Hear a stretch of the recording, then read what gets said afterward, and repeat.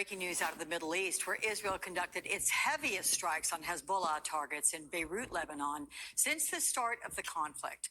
Israel's escalation in Gaza and Lebanon come amid rising fears of Iran being drawn into an all-out regional war.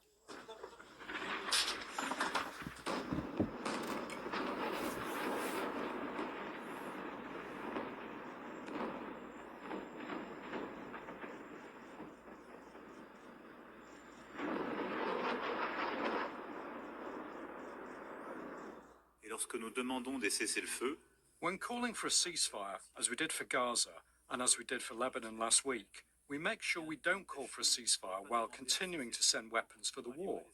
And I think it's simply about being consistent. c'est simplement de la cohérence.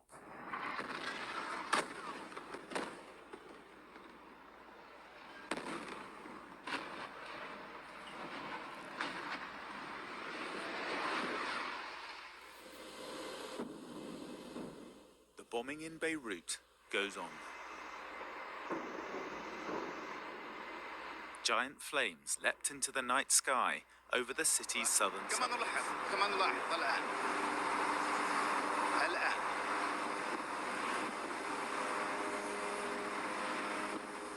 There was quite an explosion which just rocked Beirut. Here it is here. We take the audio as well.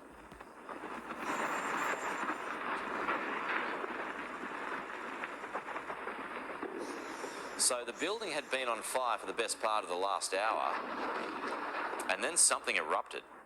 The French president calling for an end to weapons shipments to Israel. Shame on them. Israel will win with or without their support. Almost midnight in Beirut, the night sky becomes a fireball. The Lebanese capital under heavy attack. For the people here, there would be no sleep. Multiple Israeli airstrikes continued for several hours. Next to a hotel, this building goes up in flames. The IDF says it's been targeting Hezbollah facilities, often in residential areas. You also warns of an alliance brewing between China, Russia, Iran, and North Korea. Well, first and foremost, I want to give all honor and glory to Yahweh, Bahashem, Yahushai, Bahashem, Rakaha, Kodash. Double honors to the elders and apostles of GMS who I learned from. Shalom to the full leg preaching His word in truth and sincerity, and to you ribs, to you sisters out there learning in silence and staying in order. I say to you all, Shalom. Now, forgive me. I just woke up and I just saw this. One of the brothers sent it in the chat. And you know, things are really, really escalating quickly. You know, me, myself, I've said it before, I always watch the wars because it shows in the direction in which we're going, right? And also, you know, it proves prophecy, right? So I'm always watching who's fighting who, because Esau is the sword of the earth, and you could tell his moves are preempted, right? So, you know, Babylon is known as the hammer, right? And out of their own mouth, their tongue shall fall upon them, right? So they basically self-lynching. That's how the Lord had it made. So all these things that's going on right now were, you know, told through the strength and power of Yahweh Hashem Yahushai, using the mouthpiece of Esau, right? So their tongues could fall upon them. So what they say, right, is exposing themselves, man, thus making it easier for the saints, right, the hopeful elect, the, you know, the innumerable multitude who are the so-called Blacks, Hispanics, and Native Americans, to expose these things and push the information forward, right, through the lens of the scriptures, right? Because in Revelation it says that the spirit of Yahushua is the spirit of prophecy. And these things is brewing up faster than we could spit them out. Right, brothers and like-minded brothers out of GMS, right, and affiliate camps is grinding, right, to bring out this information so that you are informed. Now, first I want to touch back on the hammer situation.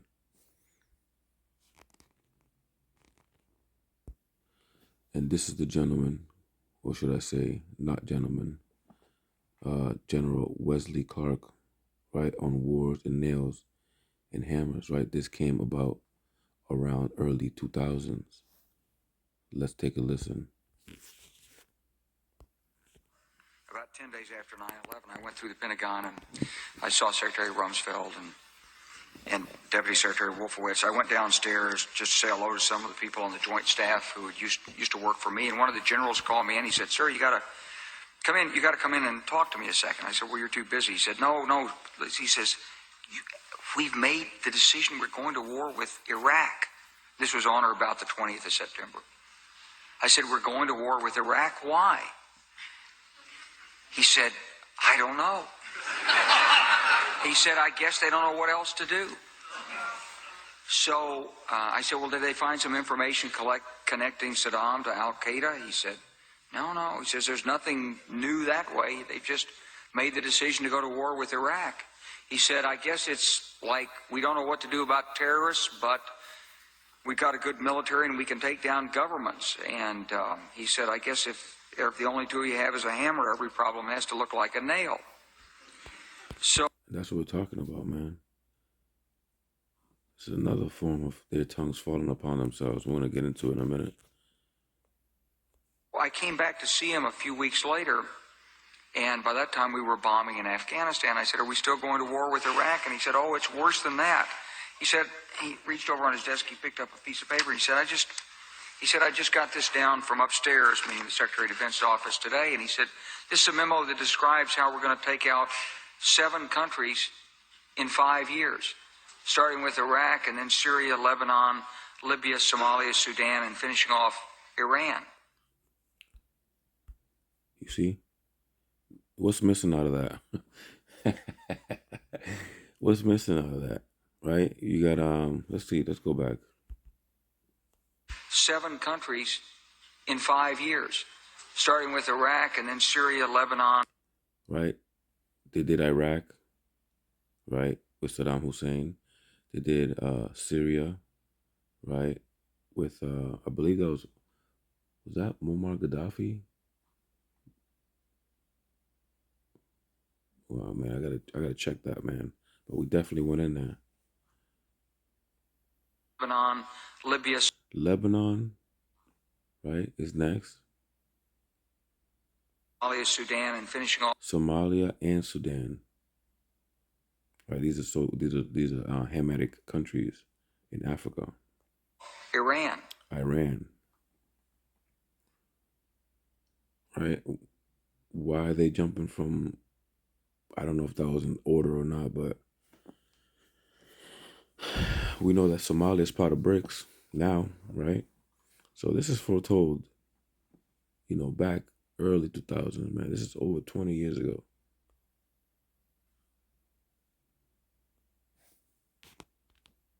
The truth is about the Middle East is, had there been no oil there, it would be like Africa. Nobody is threatening to intervene in Africa. The problem is the opposite. We keep asking for people to intervene and stop it. And there's no question that the presence of petroleum throughout the region has sparked great... Because that's their God, man. Their G.O.D., right? Guns, oils, and drugs. Right? Because when they went to Afghanistan, they was patrolling the poppy fields, which brought in the heroin. And then later, years down, China then seen that and made their own, or had their own fake heroin, which is called fentanyl. And now we have a pandemic of fentanyl here in the U.S. Great power involvement. Whether that was the specific motivation for the coup or not, I can't tell you. But there's always been this attitude that somehow we could intervene and use force in the region. Right, because they're not satisfied. Right? Would they have left any grapes? Right, as it says in Obadiah. This is Jeremiah chapter 50 and verse 23. How is the hammer of the whole earth cut asunder and broken? Right? This is a hypothetical question, right? Because it's talking about Babylon, aka the United States, being the hammer, right? As the general implied in their tongues to fall upon themselves. The U.S. is the hammer, but the scriptures say that the other nations are going to strengthen themselves, right?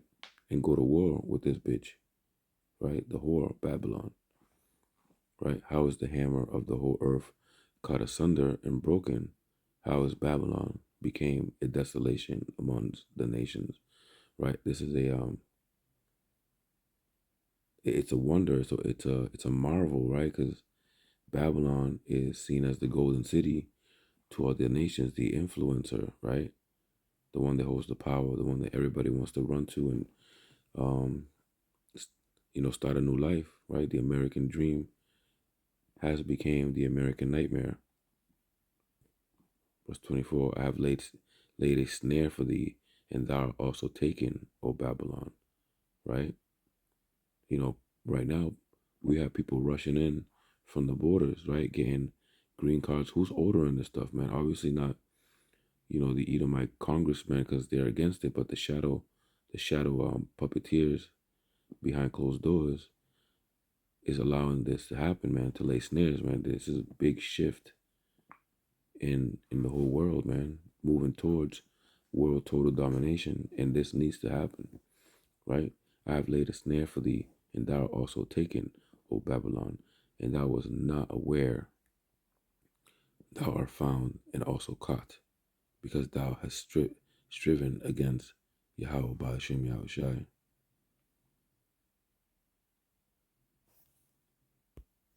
This is Joel chapter 3, verse 10. Beat your plowshares into swords, right? That's saying, it's time to shift, making more agriculture, right? Plowshares are made to feed people and, maintain the farms and things of that nature. Turn that energy into weapons, right? It's time to go to war, right? He's talking to the nations. He says, and your pruning hooks into spears. Let the weak say, I am strong. Verse 11, assemble yourselves and come, all ye heathen, and gather yourselves together around about thither. Cause thy mighty ones to come down, said, O Lord. Right, verse 12, let the heathen be wakened and come up to the valley of Jehoshaphat, right, which means the Lord's judgment, right? The Lord's moving all these militaries and all these moves, right, for the very end, right? This is the Lord's chess game, right? And the end game is the end of rulership for the wicked and the heathen, right? That's what that's talking about. But it's mobilizing the heathen on Babylon, right? To then move all them towards the final stage. This is Obadiah chapter 1, verse 2. Behold, I have made thee small among the heathen. Thou art greatly despised. Right? Although they are the golden city, they are greatly despised because the atrocities that they do, the carelessness, bombings, the shedding of the blood of the innocent, right? With arrogance and pride. Right? Verse 3, the pride of thine heart has deceived thee, right? The people here in Babylon think they're doing the right thing, right? The ego, the guns, liberty, all these things, man, are a lie, right? Because even in the Marines, their slogan is the proud, the few, the brave, the proud. It says, thou that dwelleth in the clefts of the rocks, right? Throwing a hint as their humble beginnings, where they was driven out of society in Job chapter 30, verse 1 through, I believe it's 8. Right, whose habitation is high, right? Because they lived back then when they first started in the mountains and the clefts of the rocks, right? But they now make skyscrapers and, They always want the luxury suite to be up high, right? They high-minded, just like the eagle, right? It says, thus said in his heart, who shall bring me down to the ground? Right? They got proud. They got really proud. And now they feel like they're untouchable. You know, they want to make particle colliders to think they could, you know, go to war with the Lord, you know, to try to make antimatter, right? Things of that nature. So go to war with the angels and things of that nature. You know, speaking as a man, but that's what I really think that's going on over there, right? This is verse 4. Though thou exalt thyself as the eagle, right? Because every nation of prominence that Esau had was attached this bird, right? It's almost like a mark, kind of like Cain's mark back in the day when he had the leprosy on his forehead, right? Now they all have them, right? They have blonde hair, things of that nature. And these tokens, right? These coins, they always put the eagles on them, right? It says, and though thou set thy nest amongst the stars, right? Another example of that, you know, I believe we, you know, satellites, you know, they're always, you know, trying to watch down, like Eagle Eye, the movie, right? And also, you know, a lot of people preference the moon landing, right, which never happened. You know, it says the eagle has landed, you know, always associating themselves with a high creature, right? But this is what the Lord said, thence will I bring thee down, said Yahweh Hashem Yahushai. Verse 5, if thieves came to thee, if robbers by night, how art thou cut off? Would they have not stolen till they had enough, right? The man mentioned oil. If it wasn't for the oil, you know, they wouldn't be dealing with these people. They wouldn't be trying to, you know, conquer and things of that nature. It says, if the grape gatherers came to thee, would they have not leave any grapes? How are the things of Esau searched out? How are the hidden things sought up? Verse 7, all the men of thy confederacy have brought thee even to the border. The men that were at peace with thee have deceived thee and prevailed against thee. Now we see hints of this with the French not supporting Israel with weapons, and you know, leaving a bad taste in Israel's mouth, right? This is the beginning of the house of cards collapse, right? They that eat thy bread have laid a wound under thee, and there is none understanding in him, right? Eventually you're going to see a lot more people going against this whore of Babylon, right? Turkey being one, was part of NATO, and now is currently trying to join BRICS, which is prophetic, by the way. Anyways, man, I hope this lesson was edifying, man. I want to give all honor and glory to Yahweh, Bahashem Yahushai, Bahashem Rakah HaKodash. Double honors to the elders and apostles of GMS. Shalom to the whole elect, preaching his word in truth and sincerity. And to you ribs, to you sisters out there learning in silence and staying in order, I say to you all, Shalom.